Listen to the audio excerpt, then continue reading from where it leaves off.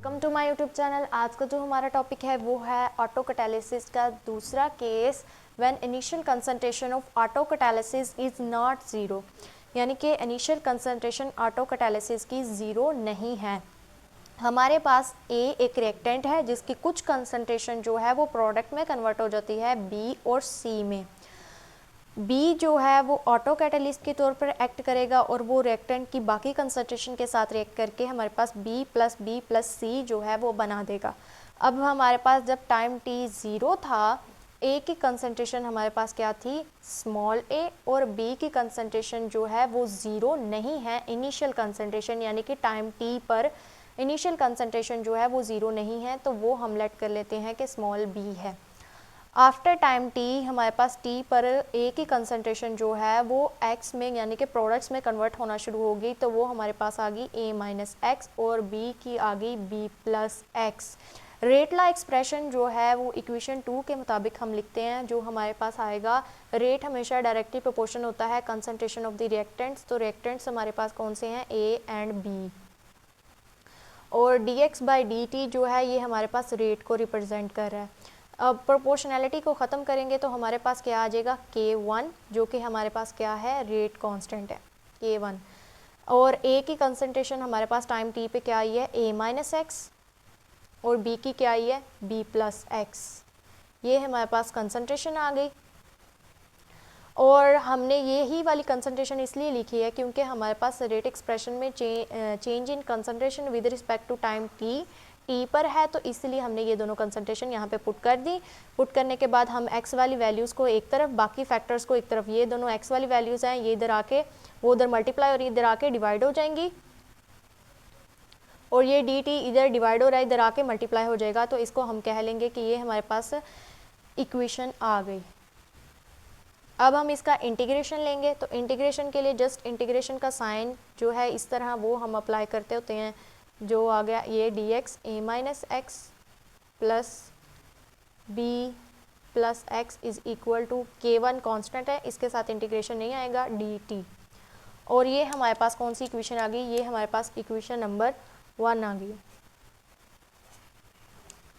अब equation number 1 में से हम जो है वो सिर्फ इस पार्ट को लेंगे और पहले इसको सॉल्व करेंगे, यानी कि हम लेंगे यहाँ से 1 over a minus x b plus x, और पार्शियल फ्रैक्शन के मेथड के ज़रिए इसको सॉल्व करेंगे। अब पार्शियल फ्रैक्शन मेथड हमारे पास क्या होता है कि इसमें हमारे पास हमने कितने फैक्टर्स हैं, ये 2 फैक्टर्स हैं, तो पहले a प्लस बी लिख लेंगे। जितने फैक्टर्स होंगे, अगर ये 3 होंगे तो हम 3 लिख लेंगे, यहाँ पे 2 फैक्टर्स हैं तो 2 लिख लिया।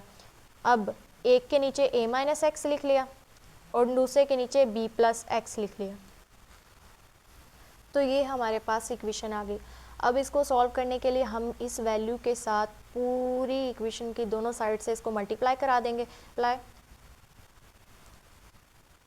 Above equation with a minus x b plus x, तो जब इस फैक्टर से साथ मल्टीप्लाई करवाएंगे तो ये फैक्टर जो है इस फैक्टर से कैंसिल हो जाएगा, तो यहाँ पे 1 आ जाएगा।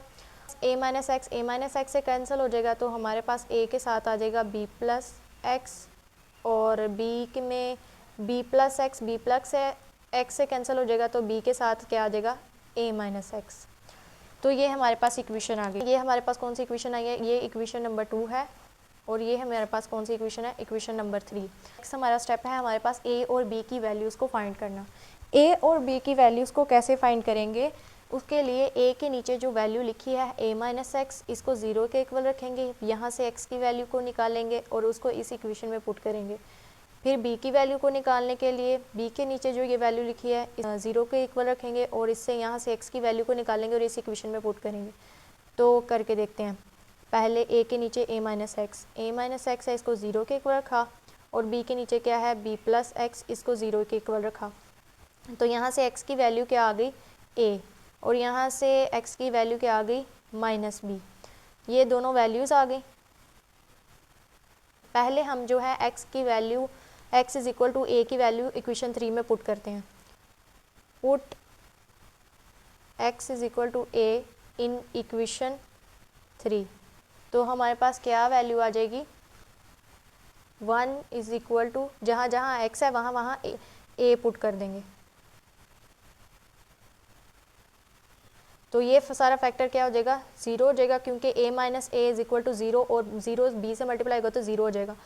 ये हमारे पास आ गई 1 is equal to a plus b, और यहाँ से a की वैल्यू ये मल्टीप्लाई हो रहा है, इधर आके डिवाइड हो जाएगा, तो ये हमारे पास a की वैल्यू आ गई। अब ये जो x is equal to minus b है, इसको अब इक्वेशन 3 में पुट करेंगे। Put x is equal to minus b in equation 3, तो हमारे पास क्या इक्वेशन आ जाएगी, 1 is equal to a b minus b plus b a minus minus b, ये आ गया। अब देखो ये सारा फैक्टर क्या हो जाएगा, 0 हो जाएगा, b माइनस बी 0, और हमारे पास वैल्यू आ जाएगी 1 is equal to b minus minus क्या हो जाएगा, प्लस a प्लस b, और b की वैल्यू आ जाएगी 1/a प्लस b। ठीक है, हमारे पास a की वैल्यू भी आ गई, b की वैल्यू भी आ गई। अब ये a और b की वैल्यू को हम इक्वेशन नंबर 2 में यहाँ पे पुट करेंगे। तो हम क्या कहते हैं, put a and b value in equation 2। तो हमारे पास इक्वेशन क्या आ जाएगी, 1/a minus x b plus x is equal to, a की जगह क्या है 1/a प्लस बी, तो a प्लस बी नीचे जाके उसके साथ ही मल्टीप्लाई हो जाएगा, a minus x plus b की वैल्यू क्या है 1/a प्लस बी, और नीचे वैल्यू पहले थी b plus x. a plus b इसमें भी है, a प्लस बी इसमें भी है, तो इसको हम क्या ले लेंगे, कॉमन ले लेंगे। इसको कॉमन लेंगे तो हमारे पास क्या आ जाएगा, a minus x b plus x is equal to 1/a plus b को कॉमन लिया, अंदर हमारे पास वैल्यू बची 1/b plus x plus 1/a minus x. अब हम क्या लेंगे, इंटीग्रेशन अप्लाई करेंगे। हम इंटीग्रेशन ले रहे हैं, इंटीग्रेशन का साइन यहाँ पे भी आ जाएगा, 1/a minus x b plus x is equal to 1/a plus b. ये कांस्टेंट है तो इंटीग्रेशन के बाहर आएगा, और बाकी ये सारी वैल्यू अंदर आ जाएगी, 1/b plus x plus 1/a minus x. ठीक है, और इंटीग्रेशन में यहाँ पे 1 है, यहाँ पे क्या आएगा, dx आएगा, इंटीग्रेशन के साथ dx आता होता है। ये जो इक्वेशन 1 की वैल्यू हमने निकाल ली है, इसको हम नेक्स्ट इक्वेशन जो हमने फाइनल अभी तक फाइंड जहाँ तक किया वहाँ में पुट करें, तो वो वैल्यू हमारे पास क्या है, k1 integration dt is equal to 1/a plus b, बाकी सारी वैल्यू एज इट इज़ आ जाएगी, integration 1/b plus x plus 1/a minus x. ठीक है, और यहाँ पे भी dx आएगा। ठीक है, और अब हम इंटीग्रेशन को अप्लाई कर देते हैं, तो k1 और dt का जो इंटीग्रेशन आएगा वो आएगा t, और प्लस c जो है वो इंटीग्रेशन को जब भी सॉल्व करते हैं तो तब 1/a प्लस बी आ गया, और इंटीग्रेशन इसके साथ भी मल्टीप्लाई होगी और इसके साथ भी आएगी, तो जब इसके साथ लिखेंगे तो सेपरेट सेपरेट करके, तो हमारे पास आ जाएगा इंटीग्रेशन 1/b प्लस एक्स और प्लस इंटीग्रेशन 1/ यानी कि dx a minus x, k1t plus c is equal to 1/a plus b as it is.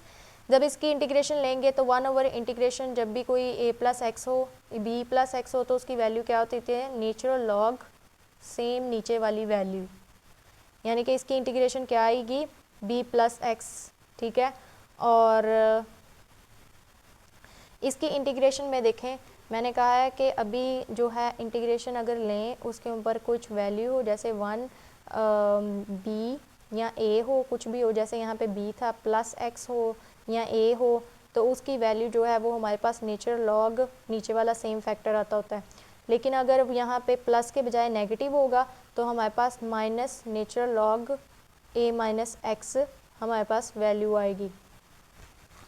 ठीक है, अब हमारे पास नेचुरल लॉग में हमारे पास दो वैल्यू है, एक पॉजिटिव में है एक नेगेटिव में है, तो इसको हम ऐसे कन्वर्ट कर लेंगे कि नेगेटिव वाली को नीचे लिखते होते हैं और पॉजिटिव वाली को ऊपर लिखते हैं, नेगेटिव वाली को नीचे लिखते हैं, बाकी सारी वैल्यूज़ एज इट इज़ आ जाएंगी।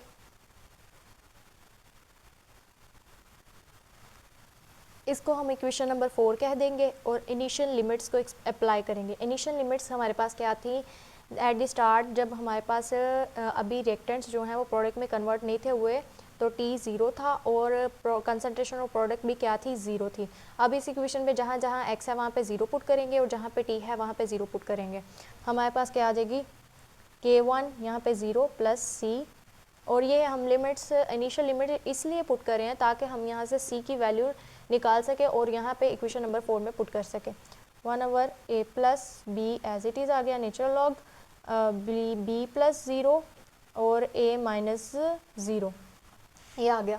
ये इससे मल्टीप्लाई होगा तो 0 हो जाएगा, तो c यहाँ पे आ गया, a प्लस b आ गया, नेचुरल लॉग b/a आ गया। ये हमारे पास जो c की वैल्यू आई है इसको हम इक्वेशन नंबर 4 में पुट करेंगे यहाँ पे। तो हम कह देते हैं put c value in equation number 4। ये मैंने c की वैल्यू पुट कर लिया जिसको मैंने मार्कर से शो किया ताकि आपको इजीली समझ आ सके। अब ये c की वैल्यू यहाँ पे प्लस हो रही है, उधर जाके क्या हो जाएगी, माइनस हो जाएगी। K1t is equal to 1/a plus b natural log b plus x a minus x, यहाँ पे क्या आ जाएगा, माइनस आ जाएगा a plus b natural log b/a। b 1/a plus b इसमें भी है, 1/a प्लस b इसमें भी है, तो दोनों क्या आ जाएगा, कॉमन आ जाएगा हमारे पास। K1t is equal to 1/a plus b क्या आ गया, कॉमन, तो अंदर हमारे पास वैल्यू रहेगी natural log b plus x a minus x और माइनस नेचुरल लॉग b/a। अब फिर नेचुरल लॉग में हमारे पास दो वैल्यूज़ हैं, एक नेगेटिव में है एक पॉजिटिव में है, तो हम इसको नेगेटिव वाली नीचे आ जाएगी, पॉजिटिव वाली ऊपर आ जाएगी, 1/a प्लस b। और ये हमारे पास वैल्यू कैसे आ जाएगी, अब a वाली वैल्यू जो है ये इसके साथ चली जाएगी और b वाली इसके साथ चली जाएगी।